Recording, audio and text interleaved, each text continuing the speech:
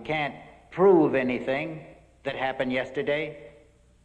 Now is the only thing that's real. Welcome to Watch Mojo, and today we're counting down our picks for the documentaries that tackle dark subjects in unsettling ways. For this list, we'll only be looking at standalone projects, so no docuseries as they deserve a list of their own. There will be spoilers. Why?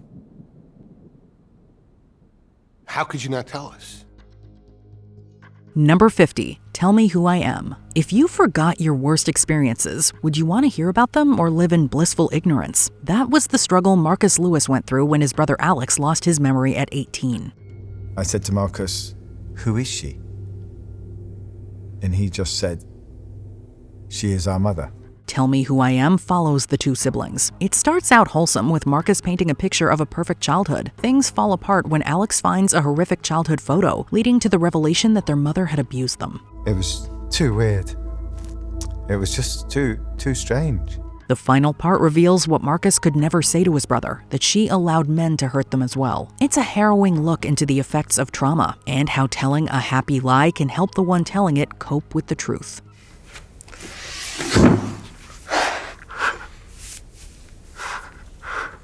Number 49, The Witness. For decades, Kitty Genovese's murder was explained away as a result of the bystander effect. She didn't quite make it halfway down the block before the killer drove a knife into her.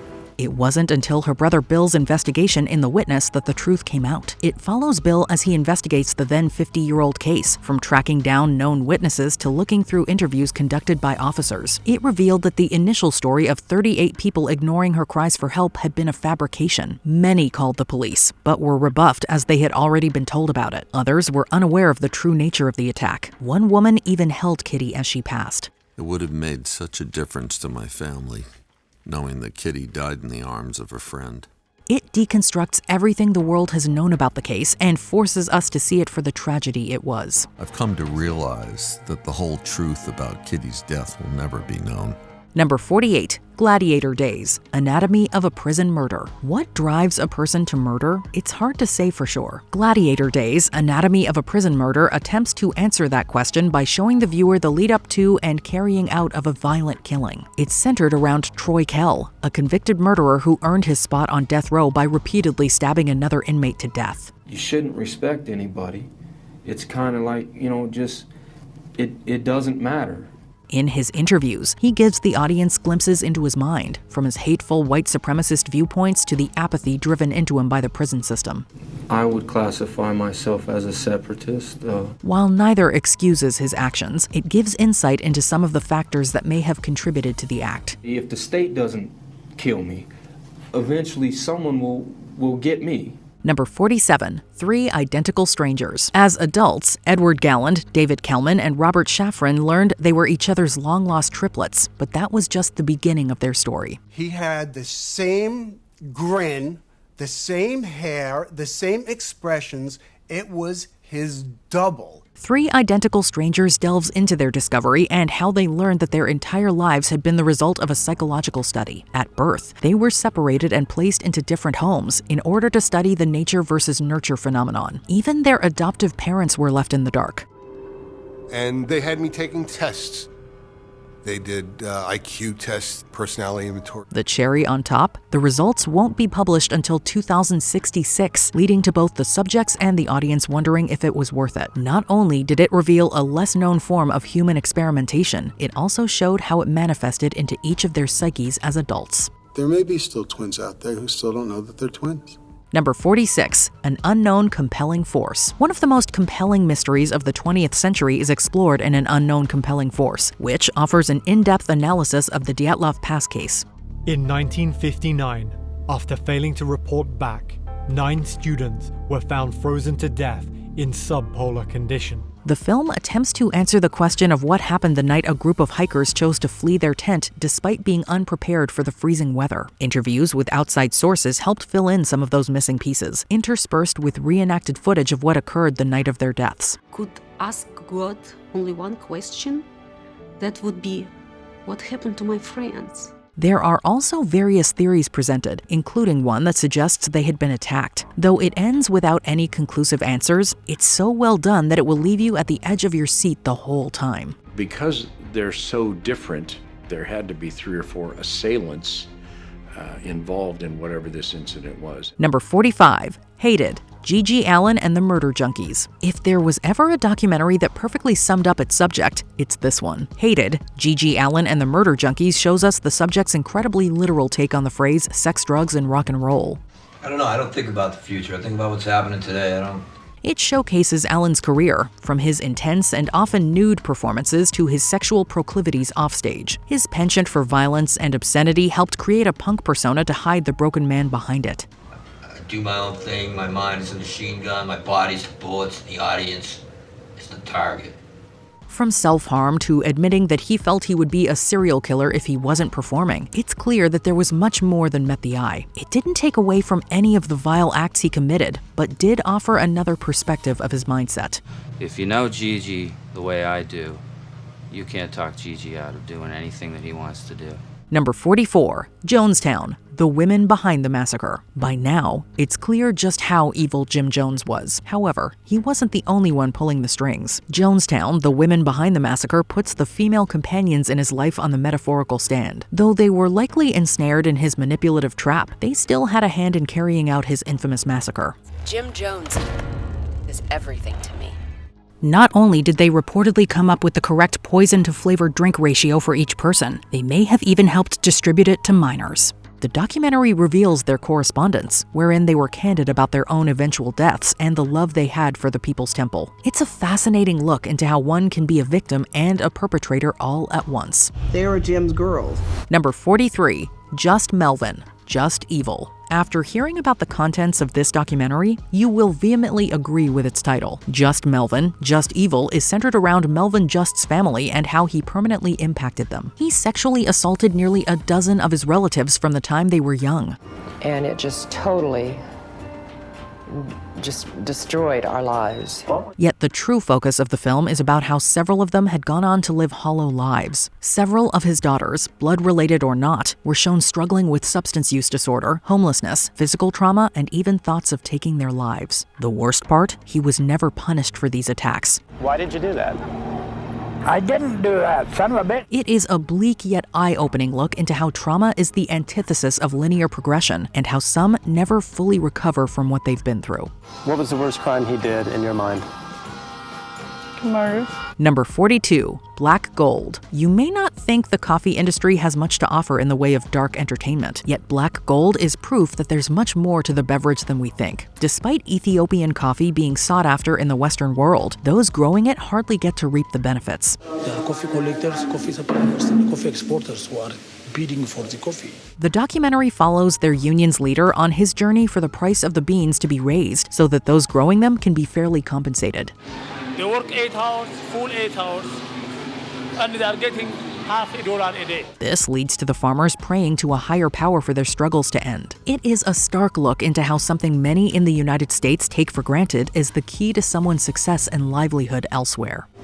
I'm very sad because I'm looking at it reminds me of my farmers. Number 41, Paradise Lost, the child murders at Robin Hood Hills. Their case is an infamous miscarriage of justice, and this documentary was among the reasons the defendants in the case were eventually freed. It focuses on the 1993 case wherein the West Memphis Three, Damian Eccles, Jason Baldwin, and Jesse Miskelly, were accused of assaulting and killing 3 boys while partaking in a satanic ritual. Damian Eccles told the church's youth minister he had a pact with the devil and he was going to hell. The film documents their trials, from a dubious confession from Miskelly to religious imagery being used against Eccles. The parents of the deceased were also interviewed, serving as a reminder that despite the injustice, the crime led to understandably heightened emotions.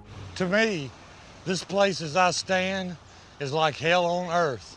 The movie gives a glimpse into how easily manipulated the justice system can be, especially when it comes to securing a guilty verdict. I don't worship the devil or anything like that.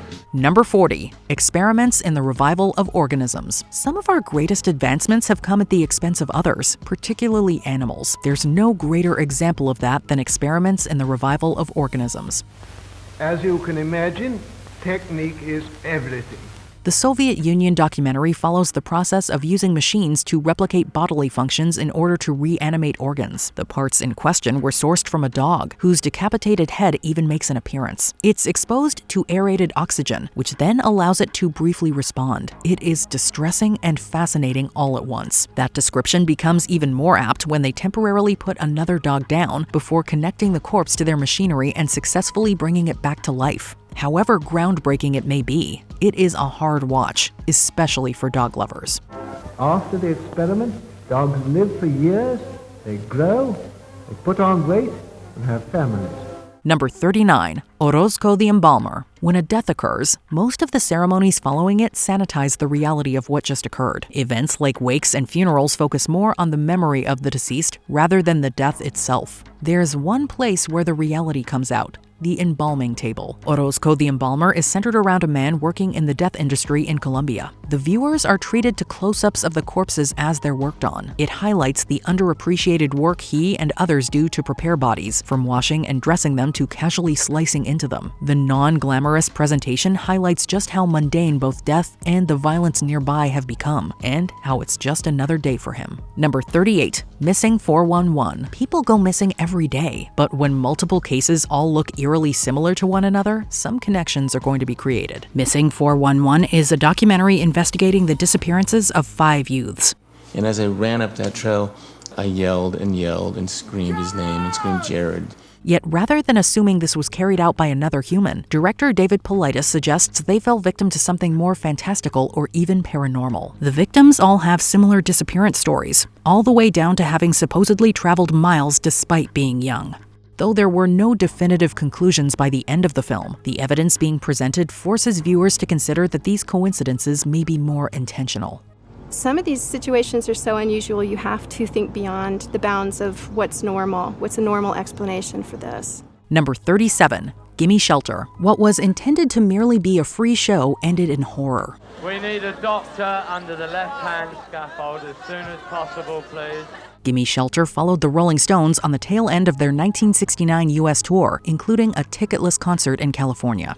We're gonna kiss you goodbye. The security was handled by the Hells Angels, a notorious biker gang. The film shows the copious drugs being taken and fights breaking out. Things only got worse. At one point, 18-year-old Meredith Hunter got into a fight with one of the Angels, who then stabbed him to death on camera. It is a harrowing look into one of the most controversial nights in rock and roll, and the worst part is that it was entirely avoidable. Come on now. That means everybody just cool out. Number 36. I Am Jane Doe. It's no surprise that the internet can be a seedy place, especially when it comes to personal ads. I Am Jane Doe exposes just how horrific it can be. It investigates a now removed website called Backpage, where users could and did pay for sex. Many of those being advertised were underage. It's an incredibly profitable, as horrifying as it is to say, business. The documentary focuses on 2 girls that had been kidnapped and trafficked, with posts advertising them appearing on Backpage. The families tried suing the site, but courts were siding with the business. While they had more luck with the Senate, by the time the film ended, nothing had come of the suits. What if it was your daughter? How would you feel then? Number 35. The Dying Rooms. We entered China separately on tourist visas, each carrying parts of a hidden camera that were only assembled once we were in the country. The one-child policy in China was intended to reduce the population. It succeeded, but at the cost of countless girls across the country. The Dying Rooms focuses on orphanages that house minors, particularly girls and disabled boys that have been abandoned by their parents. This law, hated by the people of China, has brought the state international condemnation. There, they were left to die of neglect. What the crew found while filming can only be described as horrific. Victims were tied in place on makeshift potty chairs or packed together in cribs, and protocols confirming safety and hygiene were ignored. Despite the horrific footage, the policy remained in place for another 20 years. That problem is likely to get worse, very much worse, in the near future. Number 34. Tell Them You Love Me. The thought of someone abusing their position to take advantage of others is awful. Tell Them You Love Me follows Anna Stubblefield, a former college professor who'd been helping Derek Johnson, a non-speaking man with cerebral palsy, express himself. And when I asked him to spell as many words as he could using these 4 letters, he made a very good showing. The documentary shows examples of their communication, giving off the impression that they were becoming closer. Eventually, Stubblefield took advantage of him, claiming they were in love. He asked me to kiss him, and I did. That's when it was revealed that he was incapable of communicating with her in the way she claimed, and that there was no way he could have consented. This reveal recontextualized both their entire relationship and the film as a whole. Even after being convicted in 2015, she is still convinced she hasn't done anything wrong. From my perspective, she was having conversations with herself. Number 33, The Dancing Boys of Afghanistan. It's shocking how normalized some acts are, even if they are technically illegal. 2010's The Dancing Boys of Afghanistan delves into one of the more twisted underground sects of society, Bachabazi. But to expose this secretive culture, first he has to get inside it. Boys are kidnapped or coerced into dancing for older men, under the guise of making money for their families. Though banned in Afghanistan at the time of filming, it was still a thriving industry. Between footage of victims dancing while dressed in feminine regalia were scenes depicting men training a new child.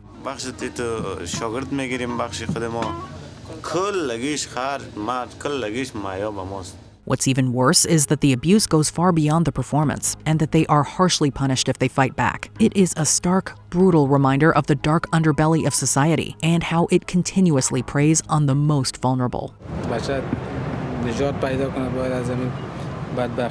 Number 32. Manson. The Tate LaBianca slayings of 1969 shocked the country. 4 years later, a documentary centered around the perpetrators, Charles Manson's cult The Family, was released, offering an in-depth view into their lives. I know Charlie. I know him inside and out. I became Charlie. Manson had begun filming the year of the massacre. Afterwards, Charles allows him to continue documenting them. The result is a compilation of disturbing interviews with members. Multiple clips make it clear just how revered Manson was, with him even being referred to as a god. I've been laying up here paying for your sins for 2,000 years. That, combined with their penchant for guns and violence, makes it clear just how dangerously unhinged the cult was. The creepiest part is members' old photos edited in next to scenes of their new selves, showing how far they'd fallen since getting swept into his cult of personality. The Manson family is now serving a combined sentence of 321 years. Number 31. Zoo. You may remember this incident from the infamous video that circulated the web in the mid-2000s. Zoo covers not only Kenneth Pinion's, more commonly known as Mr. Hand's, life, but also the horrid act that led to his death and permanent notoriety. Before I knew Mr. Hand's real name, it was always Mr. Hand's. In 2005, his passing following a sexual act with a horse led to an investigation that would unsettle even the bravest viewers. The farm Pinion had utilized was a cover for an underground zoophile ring, where several men gathered to engage in adult activities with stallions. The documentary includes interviews with those engaged in the acts and even reenactments. It is an insane deep dive into one of the most disturbing paraphilias, and how it went unpunished for years. The brother just kept saying, "Keep me away from this guy. Just keep me away from this guy." Number 30. Killer Legends. They had a lot of speculations on who did it, but it was never, no one was ever brought. Telling scary stories is a formative experience for many, but the roots of some of the most iconic ones have often been ignored. Killer Legends sets out to fix that by taking 4 of the most well-known urban legends and delving into their history. Some schools stop celebrating Halloween. They stop using the word Halloween, and they start talking about having a fall festival. New Jersey passed a law specifying penalties for people who were caught contaminating Halloween trees. From the Candyman to evil clowns, each villain is analyzed, with some of the most wicked having connections to serial killers like John Wayne Gacy. It perfectly hits the balance between creepy and informative. It makes viewers realize just how much overlap there is between reality and horrific fiction. After watching this, it'll be practically impossible to hear a haunted tale without wondering what real-life monster served as the inspiration. Everybody knows that people are afraid of clowns. Everybody knows that something's up with clowns. And the last couple of decades have just been confirmation of everything they ever feared. Number 29. The Blackout Experiments. I started to have some second thoughts about whether or not I should do this. I signed my life away going to this place. Despite it going against so many of our natural instincts, there are still people that will intentionally put themselves through the most extreme or terrifying circumstances. So what exactly drives them to do this? The Blackout Experiments dives into this phenomenon by interviewing those who had taken part in an uncomfortably immersive haunted house experience. You know, we all live once, and I guess we all want to do something that's risk-taking or scary. Although they're put through extremely intense scares, ranging from being partially stripped to being put through various methods of torture, they still come back for more. As the sessions continue to ramp up, the audience is left wondering when it will all go too far. It is a fascinating look at how far some will go to push themselves, even when there's no reward for doing so. It felt like S&M.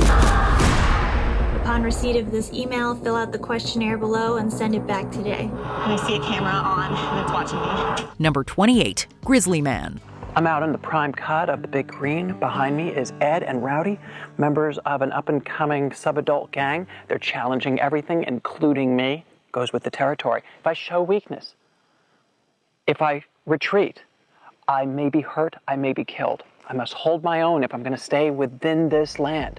This demonstrates that nature isn't as docile as it's portrayed in Disney movies. Following the final years of Timothy Treadwell's life, Grizzly Man is the ultimate cautionary tale. It documents his steadily increasing delusions of befriending bears and how this leads to his horrific fate. It's July 26th, and I've been dropped off all alone again here in the Grizzly Maze. And it's always such a surreal feeling as the plane takes off, and it doesn't quite sink into you, but just how alone you are.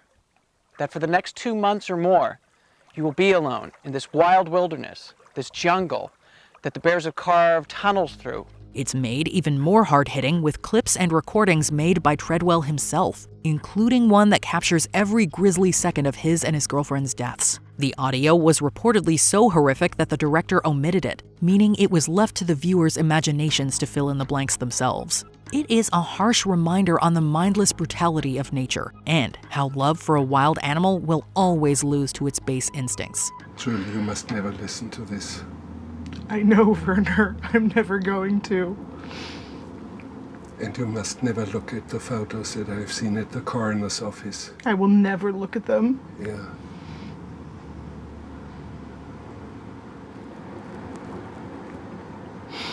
They said it was bad. Number 27, Beware the Slender Man. One thing about Morgan that always struck us as a little odd was that she didn't react the way that you would expect her to react, like at the movies. The internet has allowed even the creepiest creations to become widespread phenomena, for better or for worse. When Slender Man first took the web by storm, no one could have ever guessed it would culminate in a brutal murder attempt. The documentary about the case delves into the teenage suspects' mentalities, such as their belief in the boogeyman and their insistence that the stabbing was at his bequest. If you're a proxy, supposedly you live in Slender Mansion that all the creepypastas supposedly live in, and it's supposedly in the middle of Nicollet National Park. I wanted to prove all skeptics wrong. Despite physical proof of their obsession, such as chilling drawings, their parents were still left in the dark up until the stabbing took place, showing how easily concerning behavior can slip under the radar. As if the crime itself wasn't enough, it's accompanied by unsettling animations and visuals that would frighten even the bravest souls. It's hard with kids because they don't necessarily know how to differentiate between fantasy and reality to begin with. So it's just hard to know, where to draw the line. Where does that become abnormal? Number 26, Jonestown, the life and death of People's Temple. Jim was not celibate. Nobody knew that until perhaps it was their time to find out. What he spoke from the pulpit wasn't what he did behind the scenes. Although the fates of Jim Jones and those he led were heavily covered by the media at the time, the full extent of his abuse wasn't really known by the general public. In 2006, the public was given fresh insight from surviving members themselves. The movie covered the cult's history, from indoctrination to death. In between stories of his unfettered perversion were clips of his speeches, wherein he pitted his followers against the rest of society. We had a lady who visited us a week ago here and was speaking to one at the door, and she was a member of a prominent church, a pastor's wife. And she said, I think that the poor should be made to control how many children they bring into the earth. You remember? Some leading scientists say we have to have euthanasia. Oh, no. Each lurid detail reveals more of Jones's twisted intentions and acts, all leading to the mass death event orchestrated by him. While undoubtedly gripping, it's hard not to watch without realizing just how easy it is to fall victim to manipulation disguised as charm. You know, it is the doctor that deserves nothing more than deserves peace. We all came here for peace. Is it too late for us? She's calling Jim Jones on some of the things that he has promised them that they were going to do. Number 25. A certain kind of death. In the modern age, practically everything is turned into an industry, even death itself, covering every step of the process from the moment a body is found to the moment it's disposed of. A certain kind of death is a raw look at what occurs after someone passes away. The film pulls no punches whatsoever, showing everything from recently deceased corpses in all their glory to smoldering bones. I can just imagine if we do find a relative, the response is going to be probably non-emotional. There's oh, okay. Well, we always wondered what happened to them. The macabre imagery is coupled with the morticians' seemingly detached emotions from their work, proving that one can become numb to even the most upsetting things. The result is an undoubtedly fascinating yet dark look into a process that everyone will eventually go through, even though they won't be aware of it. Looking through Mr. Tanner's things, he may have had a pre-need. And here's actual pictures with his name written on his plot, which I've never seen that type of an organized situation. So he had buried his partner in a plot that he originally owned. Number 24, Tickled. One of the reasons that it's hard for us to go on camera or to take part in a documentary is that, first of all, we don't think it would be very good for the company that we work for, because it seems like the spin, we have no control over what the spin would be. The internet is full of strange rabbit holes that are often tempting to dive down. However, in doing so, you may come across something you can never unsee. The director of Tickled experienced this firsthand after stumbling across a video depicting competitive endurance tickling, and immediately knew he had to know more. I wake up every morning to a message from Jane and Brian Media, who you guys work for, with a list of various personal attacks and also legal threats. That's been happening daily. You started this fight. I didn't. You were the ones that decided this is what you were going to do. The film covers his descent into the phenomenon, all while being insulted and threatened by the company distributing tickling videos. Things only become more twisted as victims remarked on the financial abuse and blackmail they underwent by the perpetrator. After seeing this, it'll be near impossible to see a piece of odd content without wondering about the person on the other end or their true intentions for making it. You're not welcome here. We're not welcome here? And I'm calling the police. Bye. Out. All right, we'll head off. You don't want to do any final chats or anything? Last opportunity? Number 23, The Nightmare. Last ditch effort of everything I had, I just wrenched my body. As soon as I flipped over on top of her, I woke up. And I was still laying in my original position, none of it had happened. And it was just completely shocked. I had no idea what was going on. And I just did not know what to make of it. While we may think bad dreams are only confined to our minds, there are ways they can manifest in the real world. Sleep paralysis, a temporary condition wherein one's brain wakes up but their body remains frozen, is the center of the nightmare. Sufferers recount their experiences with the state, including visual and auditory hallucinations and even feeling as though they were being touched. The person on the other end was just this very pleasant man. He was like, "Hello, I was wondering if you could do me a favor." What kind of favor?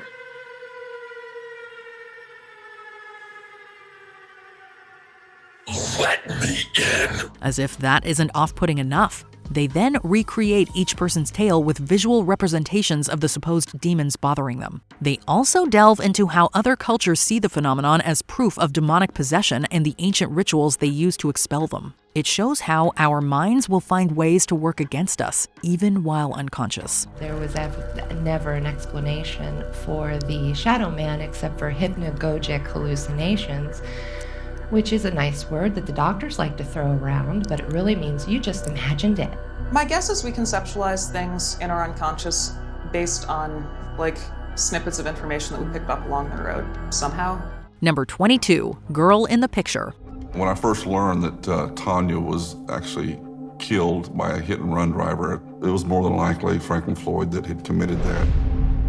I mean, this guy was going to be violent. Catching him might be tricky. Even the worst crimes can go on completely unnoticed for decades. No case exemplifies that more than the kidnapping and eventual murder of a girl known only in life by her fake name, Sharon Marshall. Her tragic story lives on in Girl in the Picture, which details every aspect of her horrific torment leading up to her death, and the search to find her true identity. In the 1990s, again, he attacked a woman, so we begin to see the pattern of violence and abuse. While the details of her upbringing, including being forced to marry the man who abducted and raised her, were horrid enough on their own, what makes it even scarier is how it went unnoticed until her mysterious death. It is unfortunate proof of how we truly never know what's going on behind closed doors, often until it's too late. When we examined the skull, we found 2 bullet holes to the back of the skull, and the orbital bone was broken under one of the eyes. It was definitely not a natural death. There was definitely homicidal violence involved in it. So yes, it was classified as a homicide almost immediately. We looked at all of the local agencies. We weren't able to identify the skeleton. Number 21, Deliver Us from Evil. I mean, he took me out of the house. I said, you know, sometimes I get car sick on the road. He said, put your head on my lap, and boom, the abuse started. I mean, I was on Highway 12, 2 minutes away from my house, and it started. And for 96 hours, that abuse was happening until my parents came and said, did you have fun with Father? And I'm like, he tickled me too much. The Catholic Church has had a hand in covering up numerous underage abuse cases. This documentary dives into one case in particular, and how the internal protection of a predator had a ripple effect across several lives. It's centered around a Californian priest responsible for the assault of over 24 young victims during his tenure. Here's somebody that I like. Here's somebody that I respect, whose family I respect. What will he feel like at the end of this? Yet at the other side, there was urges within me to be sexual with him. Between haunting letters he sent detailing his horrific acts to testimonies revealing his vile manipulation tactics, it's hard not to watch without feeling extreme disgust. It was even revealed that other officials were aware of his crimes for years and took measures to shield him from the law, implying that they silently allowed the mistreatment to continue. Are you at all concerned, Oliver, that if you give testimony that hurts the diocese, that they might revoke that? I have a lot of concerns about a lot of things, and I guess that would be one of them. Number 20, Mommy Dead and Dearest. Released by HBO, Mommy Dead and Dearest chronicles the events that led to Dee Dee Blanchard's death. The truth is, okay, I'll admit it, I did actually stab her. I will admit it. It details how she committed factitious disorder imposed on another, or what was once known as Munchausen syndrome by proxy, on her daughter, Gypsy Rose. Blanchard essentially made it seem like her daughter suffered from a number of terrible ailments. While upholding the lie, the mother put her child through unnecessary surgeries and other terrible things. Gypsy Rose then conspired with her boyfriend, Nicholas Godejohn, to kill Blanchard. It's unsettling to think of the horrors that pushed a daughter to slay her own mother. No matter how you view it, Mommy Dead and Dearest makes for one creepy viewing experience. I take blame on myself and I blame other people, but I never once blame y'all. Number 19, Tabloid. Back in September of 1977, Mormon missionary Kirk Anderson was supposedly abducted and abused by a woman named Joyce McKinney. The story became known as the Manicled Mormon case. She said to him she was going to go on having sex with him until she found she'd missed a period and would then hopefully be pregnant by him. This terrifying story was extensively covered in the British tabloids, specifically the warring rivals Daily Express and Daily Mirror. The documentary Tabloid conveys these events with unnerving detail and is even narrated by Joyce McKinney herself. That shocking choice immediately brings viewers closer to the case than they expected.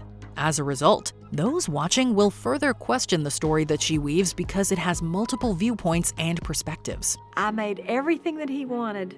I was like his little, wifey almost. Number 18, There's Something Wrong with Aunt Diane. This troubling documentary tells the story of the 2009 Taconic State Parkway crash, a nasty traffic collision that resulted in 8 deaths. It was a horrific scene on the Taconic Parkway near Route 117 this afternoon. This burned-out shell was all that remained of a minivan after the head-on crash, which left 8 people dead. It was caused by a woman named Diane Schuler, the titular Aunt Diane. On that fateful day, she was the one traveling on the parkway in the wrong direction. It's a very disconcerting story that is rooted in unimaginable tragedy. Throughout the documentary, upsetting questions are raised about Schuler's state of mind.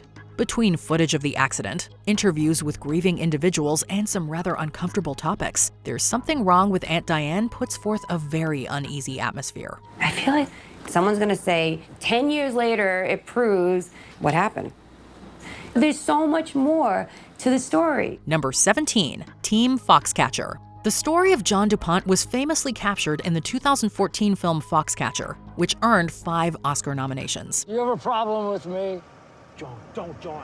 John, I don't have a problem. Hey, John. Team Foxcatcher was released 2 years later and serves as an eerie companion piece, retelling the story with a more grounded and arguably more disturbing angle. This Netflix documentary uses harrowing archival footage to tell its story. Viewers are also given a rather personal and alarming glimpse into the mind of a killer. By incorporating all these details, viewers get a sense of what led to DuPont's horrifying actions. The documentary explores how mental illness, wealth, and power can create a nightmarish situation. Dave Schultz was the truest friend John had. Kill them all! Number 16, Capturing the Friedmans. Well, this is private, so if you're not me, then you really shouldn't be watching this, because this is supposed to be a private situation between me and me. It's between me now and me in the future. So turn it off. Don't watch this. This is private. What started as a short film about birthday party entertainers devolved into something much, much darker. Capturing the Friedmans delves into the activities of a disturbed man and his son, whose crimes are thought to range from possession of abhorrent material to using computer classes as a guise for luring in victims. Once that came to light, the rest of the dominoes came crashing down. If you were going to be the first one abused on a particular day, he would pull up a chair and sit next to you. Maybe it would start with his arm around your shoulder or on your leg and gradually move it up, touching private parts. It features recordings made by some of his sons, giving the audience glimpses into their troubled home life. However, even more disturbing is the defense of his vile actions. Both aspects make an already off-putting documentary all the more disturbing, creating a watch that is difficult for many viewers to get through. The types of behaviors which were described, which were, just downright satanic in nature. I mean, they make him sound like some kind of brutal sadist, whereas, I had just always thought of him as being kind of a nebbish. Number 15, This is the Zodiac speaking. Much has been written about the Zodiac killings. Get on your stomach so I can tie your feet. Okay. It gets really cold out here at night. We could freeze. At this point, the case is among the most discussed serial tragedies in American history. This is the Zodiac Speaking is one of the most definitive documentaries about the case. It contains interviews with retired police officers and criminal profilers. Their first-hand accounts of the case give viewers unfettered access into the distressing story that has captivated Americans and true crime enthusiasts for decades.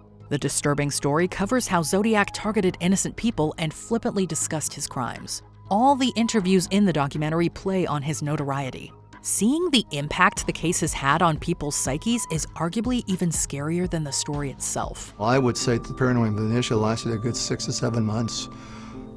People were very concerned, and it escalated every time after another reported killing. Number 14, The Killing of America. Released in 1982, The Killing of America argues that the United States is in the midst of a messy cultural collapse. The title has both metaphorical and literal layers to it.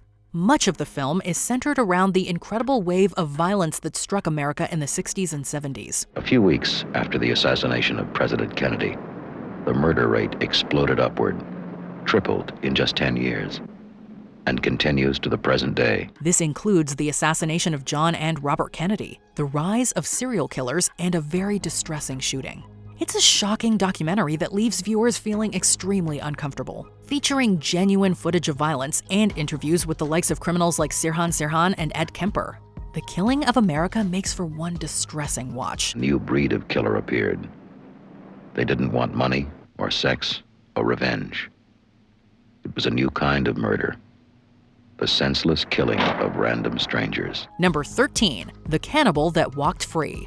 Having aired on the British station Channel 5, The Cannibal That Walked Free is a nightmarish glimpse into one of humanity's darkest crimes. Through the lens of Japanese criminal Issei Sagawa, it explores the psychology behind cannibalism. 26 years ago, this man murdered and ate a woman in Paris. He has never stood trial. Today, he walks the Tokyo streets a free man. In June of 1981, Sagawa killed and desecrated a student named René Hartefelt. But he was allowed to walk free thanks to a legal snafu between France and Japan. This documentary delves into Sagawa's crimes and the psychology behind his actions through interviews with Sagawa himself. Seeing this perturbing story get conveyed through the lens of the perpetrator can be skin-crawling. For many, it may prove too much to bear. You see the beautiful girls on the train in the summer, and you see their legs, don't you? I think they look delicious. That much is true. Number 12, Wisconsin Death Trip. Based on a non-fiction book of the same name, Wisconsin Death Trip is a sinister docudrama about a turbulent time in Wisconsin history. The story follows a series of disturbing occurrences that plagued the state in the late 19th century. The grave of Mrs. Sarah Smith was unearthed for the purpose of removing the remains, and upon opening the coffin, it was discovered that she'd been buried while in a trance. This includes the abandoning of children, homicides, arson, and supernatural delusion. As if the subject matter wasn't troubling enough, the docudrama is also shot in silent black and white to convey the style of old movies. The aged cinematography immediately puts viewers on edge. Meanwhile, the contemporary newspaper accounts are chillingly narrated by Ian Holm. The combined effect is one of deep and uncomfortable surrealism. We can say, honestly, that we know of few states or cities which offer the advantages of those enjoyed by Wisconsin and Black River Falls. Number 11, Eileen Wuornos, The Selling of a Serial Killer. Eileen Wuornos was a sex worker who killed 7 clients between 1989 and 1990. 2 years later, Nick Broomfield made a documentary. Most of the film is centered around Broomfield's attempts at conducting an interview with Wuornos in prison. I was doing fine until Tyra told me start going to see strangers and make more money. That's how I wound up in this situation. As she discusses the case, viewers witness the troubling defense that she put forth and the implications that it represented. The interviews with Wuornos are also bone-chilling. It's clear that her life was full of extensive pain and suffering at every stage. Years later, the documentary became an enormous inspiration for Charlize Theron, who would later win an Oscar for playing Wuornos in Monster. Yeah, I don't need a ride. Because I'm going to take your car. Number 10, The Imposter. It gives you nightmares. It really does. In 1994, 13-year-old Nicholas Barkley disappeared in Texas.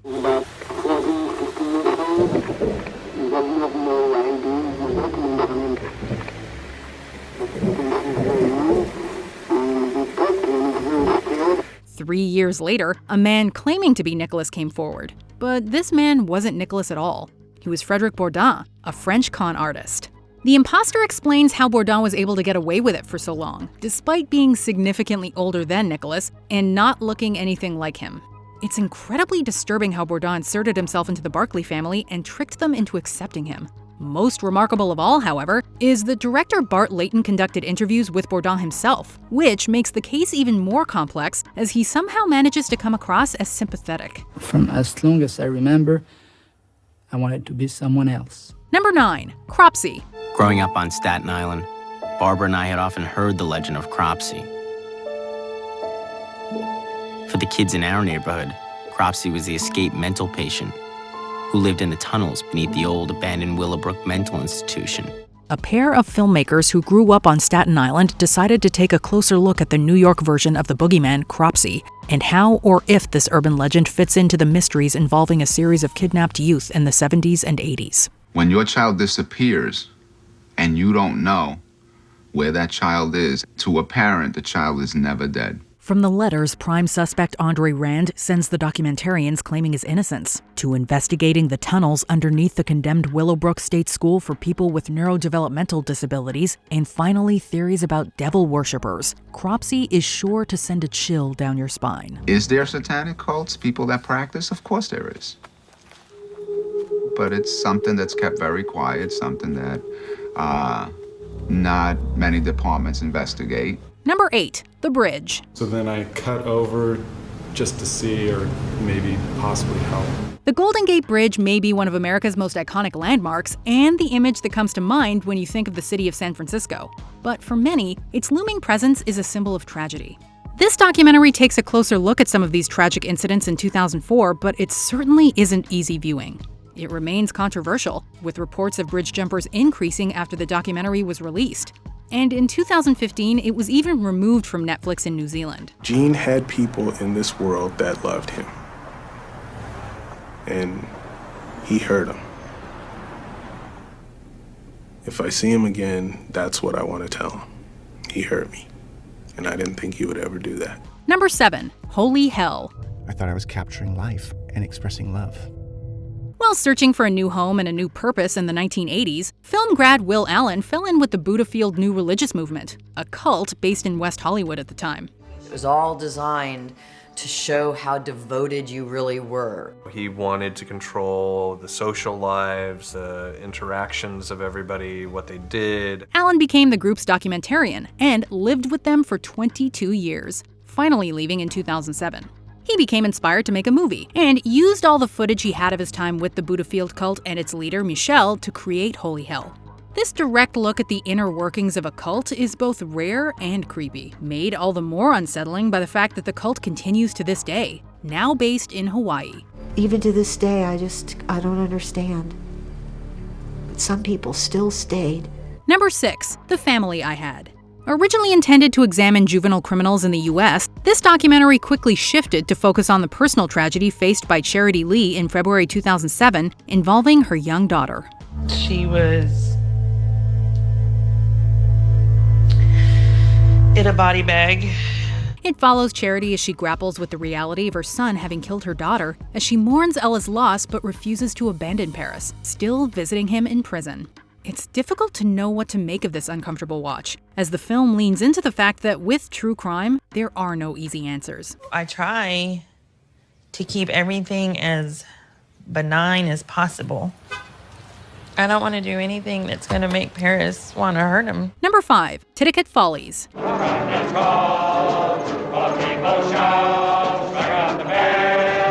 One of the most disturbing films ever made, Titicut Follies was banned for over 20 years upon release. Shot in black and white with no narration, it's a raw expose of the injustices that Americans with mental health issues faced in the 1960s. Specifically centered on the Bridgewater State Hospital in Massachusetts, the film shows the gross mistreatment of the inmates, all people in need of real care who were dehumanized and abused by those tasked with looking after them. If I see enough improvement in you. But how can I improve if I'm getting worse? I'm trying to tell you, day by day I am getting worse. Because of the circumstances, because of the situation. Despite being banned, the film was able to draw attention to these issues, though it still took decades for this to begin. Whatever sins you have committed, by the use of your sense of touch, amen. Number 4, Jesus Camp. Listen, we hold the keys. We can change the world. This look at a summer camp for one branch of evangelical Christians has been disturbing viewers around the world since its initial release. Seen by many as a damning portrayal of allegedly abusive practices at camps like the featured Kids on Fire School of Ministry, it played a role in getting the camp shut down. Father, we just wash them with the water of your word.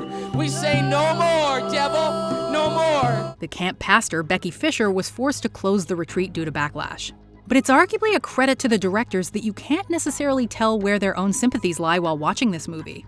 It's down to the viewer to decide what's right and what's wrong. You could call it brainwashing, but I am radical and passionate in teaching children about their responsibility. Number 3, Dear Zachary. a letter to a son about his father. He called back to the Sunnyvale police station, so he gave me another number, and then I got through to Sergeant Krulak, and he said, "Your son is dead under suspicious circumstances. Have you got any idea why he was in the park?" A harrowing watch, Dear Zachary follows Kurt Kenny as he makes a movie about Andrew Bagby, his lifelong friend who was allegedly murdered by his ex, Shirley Jane Turner.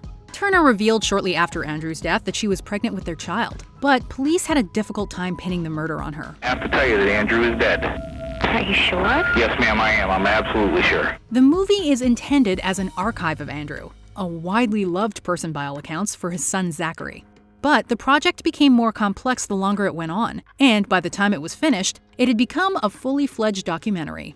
An examination of loss and grief, Dear Zachary is as poignant as it is upsetting. This film was no longer a letter to you. It was now a letter to someone else. Number 2, The Act of Killing. Yang matian tidak wajar. Datang sini sehat. Sampai di sini dipukul mati. With subject matter this heavy, The Act of Killing was always going to be a tough watch. In Indonesia, filmmaker Joshua Oppenheimer interviews former executioners who took part in the Indonesian mass killings of 1965 to 66. They reenact the killings in a variety of genres, including westerns and musicals, while Oppenheimer asks them both about their artistic choices in the portrayals and about the events themselves. The fun reenactments juxtaposed with the horrific topics they portray is extremely disturbing. It's not hard to see why this documentary remains so controversial. Apakah ini kembali deh kepada saya? Before we continue, be sure to subscribe to our channel and ring the bell to get notified about our latest videos. You have the option to be notified for occasional videos or all of them. If you're on your phone, make sure you go into your settings and switch on notifications. Number 1. Abducted in Plain Sight. She looked up at me, her eyes beaming, and I knew that I had found the little girl that I was searching for. Jan Broberg's story is particularly disturbing. When she was just an adolescent in the 1970s, one of the Broberg family's neighbors, Robert Berchtold, befriended Jan's parents and inserted himself into their lives. Twice Berchtold abducted Jan, including taking her to Mexico. His manipulation knew no bounds. Even after Jan was brought home the first time, her parents still allowed Berchtold to be around her, even letting him sleep in her bed. I don't think I can ever really forgive myself for letting that happen. By far the strangest detail is the recordings Berchtold made of aliens to further increase his influence on Jan. Thankfully, Jan and her family survived the long ordeal. And I immediately thought I'd been kidnapped by a UFO. Which of these documentaries is the most likely to keep you up at night? Let us know in the comments. I felt nothing.